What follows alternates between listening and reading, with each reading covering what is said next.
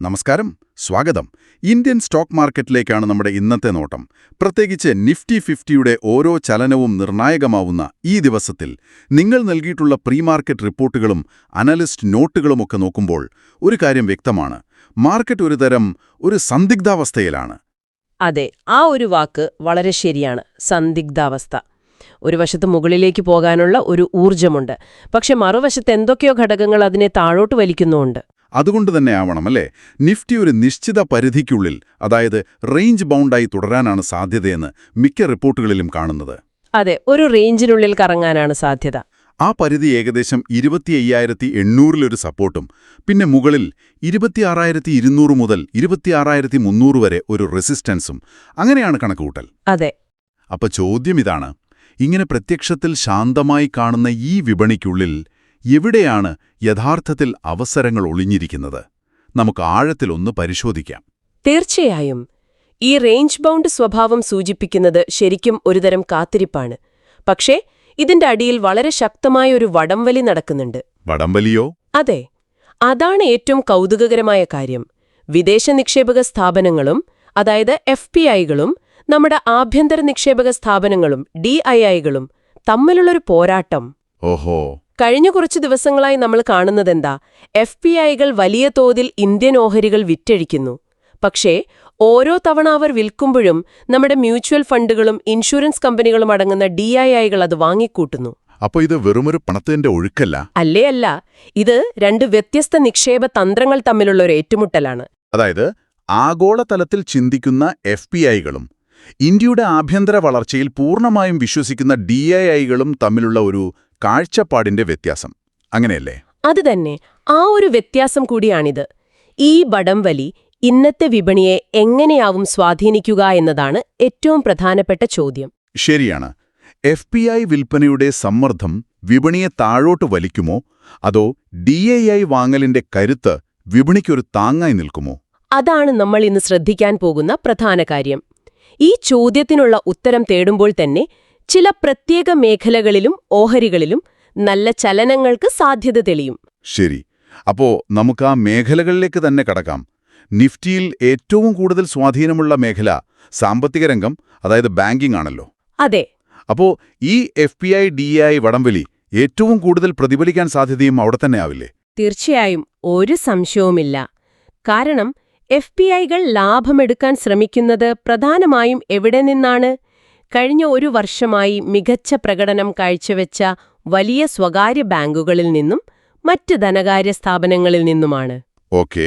ആഗോളതലത്തിൽ എന്തെങ്കിലും ഒരു അനിശ്ചിതത്വം വരുമ്പോൾ ഏറ്റവും എളുപ്പത്തിൽ പണമാക്കി മാറ്റാവുന്ന നല്ല നേട്ടം കൊടുത്ത ഓഹരികൾ വിൽക്കുകയെന്നത് അവരുടെ ഒരു സാധാരണ രീതിയാണ്. അത് സ്വാഭാവികമായും ഈ ഓഹരികളിൽ ഒരു വിൽപ്പന സമ്മർദ്ദം ഉണ്ടാക്കുമല്ലോ. ഉണ്ടാക്കും. എന്നാൽ അതേസമയം DIIകൾ വാങ്ങിക്കൂട്ടുന്നു എന്നും നമ്മൾ പറഞ്ഞു. അതെ. അപ്പോൾ അവർ ഈ വിൽപ്പനയൊരു അവസരമായിട്ടാണോ കാണുന്നത്? കൃത്യമായി പറഞ്ഞാൽ അതെ. നമ്മുടെ ആഭ്യന്തര ഫണ്ടുകൾക്ക് ഇന്ത്യൻ സാമ്പത്തിക വളർച്ചയിലും പിന്നെ ഈ വർദ്ധിച്ചുവരുന്ന വായ്പാ ആവശ്യകതയിലും വലിയ വിശ്വാസമുണ്ട്. ശരി. അതുകൊണ്ട് FPI വിൽപ്പന മൂലം മികച്ച ബാങ്കിംഗ് ഓഹരികളുടെ വിലയിൽ വരുന്ന ചെറിയ ഇടിവുകൾ പോലും അവർക്ക് കൂടുതൽ നിക്ഷേപം നടത്താനുള്ളൊരു അവസരമാണ്. ഇതൊരു ക്ലാസിക് ഉദാഹരണമാണല്ലേ. ഒരാളുടെ റിസ്ക് മറ്റൊരാളുടെ അവസരമായി മാറുന്നു. അതെ. അതുകൊണ്ട് ഇന്ന് നമ്മൾ ശ്രദ്ധിക്കേണ്ടത് മൊത്തത്തിൽ ബാങ്കിംഗ് മേഖല എന്നതിലുപരി ശക്തമായ വായ്പാ വളർച്ച കാണിക്കുന്ന, ആസ്തിയുടെ ഗുണമേന്മയിൽ മുന്നിട്ട് നിൽക്കുന്ന പ്രത്യേക സ്വകാര്യ ബാങ്കുകളെയാണ്. അതുപോലെ NBFCകളെയോ? അതെ, ഭവന വായ്പ പോലെയുള്ള പ്രത്യേക മേഖലകളിൽ ശ്രദ്ധ കേന്ദ്രീകരിക്കുന്ന NBFCകളെയും ശ്രദ്ധിക്കണം. അവയിൽ ചില ഓഹരികൾ ഈ വടംവലിക്കിടയിലും മുന്നേറാൻ സാധ്യതയുണ്ട്. രസകരമായൊരവസ്ഥയാണിത്. ഈ ആഗോള ഘടകങ്ങളുടെ സ്വാധീനം പറയുമ്പോഴാണ് അടുത്ത മേഖലയുടെ പ്രാധാന്യം വരുന്നത്, IT. അതെ, ബാങ്കിംഗ് മേഖലയുടെ നേരെ വിപരീതമാണ് IT മേഖലയുടെ ഇപ്പോഴത്തെ ഒരു അവസ്ഥയെന്ന് പറയാം. ഇവിടെ ചലനങ്ങൾ ഉണ്ടാകുന്നത് പ്രധാനമായും ഇന്ത്യക്ക് പുറത്തുള്ള കാരണങ്ങൾ കൊണ്ടാണ്.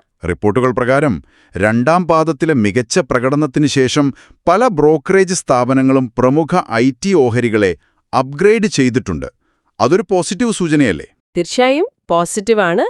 പക്ഷെ നിങ്ങൾ പറഞ്ഞതുപോലെ ഡോളറിന്റെ മൂല്യവും അമേരിക്കയിലെയും യൂറോപ്പിലെയും സാമ്പത്തിക ഡേറ്റകളുമാണ് IT കമ്പനികളുടെ യഥാർത്ഥ വിധി നിർണ്ണയിക്കുന്നത്. അതെങ്ങനെയാണ് സാധാരണക്കാരന് മനസ്സിലാവുക? ഞാനൊരു ഉദാഹരണം പറയാം. കഴിഞ്ഞ ദിവസം അമേരിക്കയിൽ നിന്ന് വന്ന പണപ്പെരുപ്പത്തിന്റെ കണക്കുകൾ പ്രതീക്ഷിച്ചതിലും അല്പം കുറവായിരുന്നു എന്ന് കരുതുക. ഓക്കെ. അത് അവിടത്തെ കേന്ദ്ര ബാങ്ക് പലിശ നിരക്ക് ഉടൻ കൂട്ടില്ല എന്നൊരു സൂചന നൽകും. ഇത് അവിടത്തെ വിപണികൾക്കൊരു ഉണർവ് നൽകും. ടെക്നോളജി കമ്പനികൾക്ക് പുതിയ പ്രോജക്റ്റുകൾ കിട്ടാൻ ഇത് പ്രോത്സാഹനമാകും. അതിന്റെ പ്രതിഫലനം നേരെ നമ്മുടെ IT കമ്പനികളിൽ കാണും. എക്സാക്ട്ലി. അതിന്റെ നേരിട്ടുള്ള പ്രതിഫലനം നമ്മുടെ ഇൻഫോസിസ്, TCS പോലുള്ള കമ്പനികളുടെ ഓഹരികളിൽ കാണാം. കാരണം അവരുടെ വരുമാനത്തിന്റെ സിംഹഭാഗവും വരുന്നത് ഈ വിപണികളിൽ നിന്നാണ്. അപ്പോൾ ഡോളറിന്റെ മൂല്യവും ഒരു പ്രധാന ഘടകമാണല്ലേ? ഡോളർ ശക്തിപ്പെടുമ്പോൾ ഇന്ത്യൻ IT കമ്പനികൾക്കത് ഗുണകരമാവുമല്ലോ? അതെ. കാരണം അവരുടെ വരുമാനം ഡോളറിലാണ്. പക്ഷെ ചെലവുകളുടെ വലിയൊരു ഭാഗം ഇന്ത്യൻ രൂപയിലുമാണ്. അതുകൊണ്ട് ഡോളറിന്റെ മൂല്യം ഓരോ രൂപ കൂടുമ്പോഴും അതവരുടെ ലാഭത്തിൽ നല്ല മാറ്റമുണ്ടാക്കും. ശരി. അപ്പോ ബ്രോക്കറേജ് സ്ഥാപനങ്ങളുടെ ഈ റേറ്റിംഗ് ഉയർത്തൽ ഒരു ആത്മവിശ്വാസം നൽകുന്നുണ്ടെങ്കിലും IT ഓഹരികളിൽ ഇന്ന് ശ്രദ്ധിക്കുന്ന ഒരാൾ തീർച്ചയായും ആഗോള വാർത്തകൾ ശ്രദ്ധിച്ചുകൊണ്ടേയിരിക്കണം. ഒരു ചെറിയ വാർത്ത മതി ഈ മേഖലയെ മുകളിലേക്കോ താഴേക്കോ കൊണ്ടുപോകാൻ. അതെ.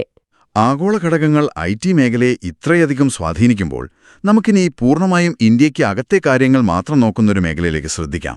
Real estate.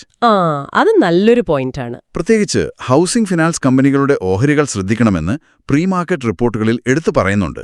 ഇതൊരു പ്രധാനപ്പെട്ട മാറ്റമാണ്.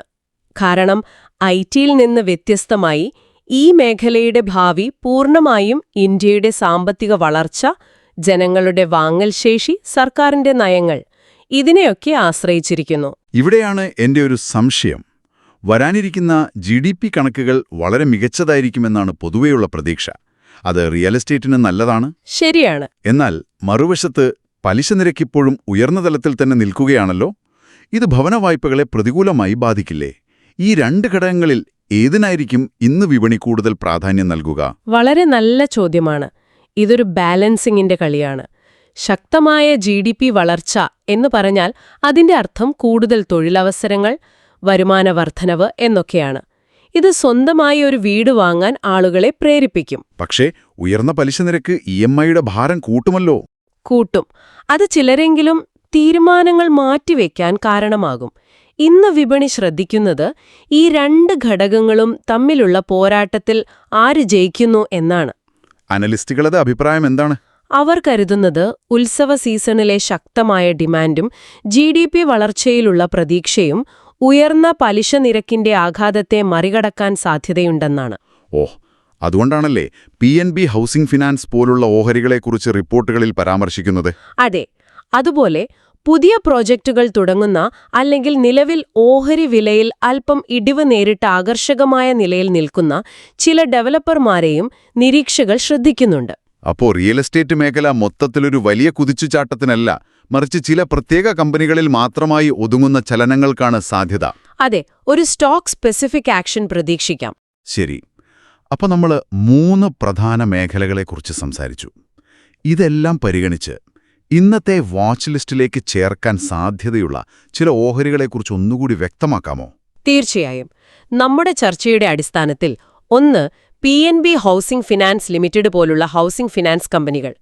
ശക്തമായ ആഭ്യന്തര ഡിമാൻഡിന്റെ പിൻബലം അവർക്കുണ്ട്. ഓക്കെ. 2. മികച്ച വായ്പാ വളർച്ചയും കുറഞ്ഞ കിട്ടാക്കടവുമുള്ള തിരഞ്ഞെടുക്കപ്പെട്ട സ്വകാര്യ ബാങ്കുകളും NBFCകളും. FPI വിൽപ്പന കാരണം വില കുറഞ്ഞാൽ DIIകൾക്ക് താൽപര്യം തോന്നാവുന്ന ഓഹരികളാണവ. 3. IT തന്നെയാവും. അതെ. സമീപകാലത്ത് ബ്രോക്കർമാർ റേറ്റിംഗ് ഉയർത്തിയ പ്രമുഖ IT കമ്പനികൾ. ആഗോള സാഹചര്യങ്ങൾ അല്പം അനുകൂലമായാൽ പെട്ടെന്ന് പ്രതികരിക്കാൻ സാധ്യതയുണ്ട്. പിന്നെ റിയൽ എസ്റ്റേറ്റ് ഡെവലപ്പർമാരും. അതെ. പുതിയ പ്രോജക്റ്റുകൾ പ്രഖ്യാപിക്കുകയോ വില കുറഞ്ഞ ആകർഷകമായ നിലയിൽ നിൽക്കുകയോ ചെയ്യുന്ന ചില ഡെവലപ്പർമാരും ലിസ്റ്റിലുണ്ട്. വളരെ വ്യക്തമായി. ഇനി നമുക്ക് തന്ത്രങ്ങളിലേക്ക് കടക്കാം. വിപണി ഒരു പരിധിക്കുള്ളിൽ, അതായത് റേഞ്ച് ബൗണ്ട് ആയിരിക്കുമെന്ന് നമ്മൾ തുടക്കത്തിൽ പറഞ്ഞല്ലോ. ഈ സാഹചര്യത്തെ ഒരു ഹ്രസ്വകാല ട്രേഡർ എങ്ങനെയാണ് സമീപിക്കേണ്ടത്? ഇൻട്രാഡേ ട്രേഡിംഗ് നടത്തുന്നവരെ സംബന്ധിച്ചിടത്തോളം ചില നിർണായക ലെവലുകളുണ്ട്. നിഫ്റ്റി 26,180 എന്ന ലെവലിന് മുകളിൽ ശക്തമായി ക്ലോസ് ചെയ്താൽ ഒരു മുന്നേറ്റം പ്രതീക്ഷിക്കാം. എന്തുകൊണ്ടാണ് ആ ലെവൽ ഇത്ര പ്രധാനം? കാരണം അത് കഴിഞ്ഞ ദിവസങ്ങളിലെ ഒരു പ്രധാന പ്രതിരോധ മേഖലയായിരുന്നു. അത് ഭേദിച്ചാൽ കൂടുതൽ വാങ്ങലുകാർ വിപണിയിലേക്ക് വരാൻ സാധ്യതയുണ്ട്. ഓക്കെ, അതുപോലെ താഴേക്കുള്ള ലെവലോ? 25,800. ആ സപ്പോർട്ട് ലെവൽ വളരെ നിർണായകമാണ്. അതിന് താഴേക്ക് പോവുകയാണെങ്കിൽ വിൽപ്പനയുടെ സമ്മർദ്ദം കൂടാനും ഒരു ചെറിയ തിരുത്തലിനും സാധ്യതയുണ്ട്. അപ്പോൾ ഇൻട്രാഡേ ട്രേഡർമാർക്ക് ക്ഷമയോടെയുള്ള കാത്തിരിപ്പാണ് പ്രധാനം. അതെ, ഒരു ബ്രേക്കൌട്ടിനോ ബ്രേക്ക് ഡൌണിനോ വേണ്ടി കാത്തിരിക്കുന്നതാണ് ഉചിതം. ശരി, ഇനി ദീർഘകാല നിക്ഷേപകരുടെ കാര്യോ? ഈ റേഞ്ച് ബോണ്ട് വിപണി അവർക്ക് എന്തവസരമാണ് നൽകുന്നത്? ദീർഘകാലത്തേക്ക് നിക്ഷേപിക്കുന്നവർക്ക് ഈ സാഹചര്യം ഒരു അനുഗ്രഹമാണ്.